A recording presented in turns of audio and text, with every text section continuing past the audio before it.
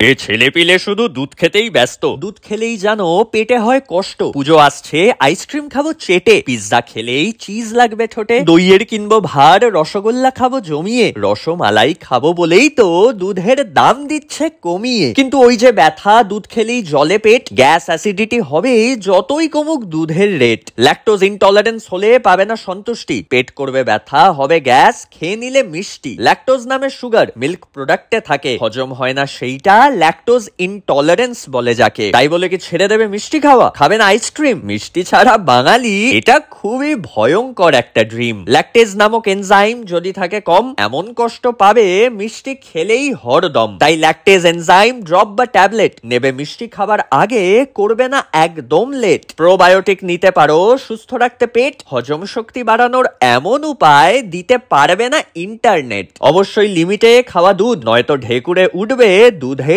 বুদবুদ। Follow up করা, দেখা সিমটম, জানিও সমস্যা কতটা, তবেই সমস্যা হবে কম। পুজো এবার খাওয়া দাওয়া জমিয়ে, রসগোল্লা রসমালাই জানিয়ে দিও মিষ্টি প্রেমীদের, আমি মিষ্টি কিনতে পালাই।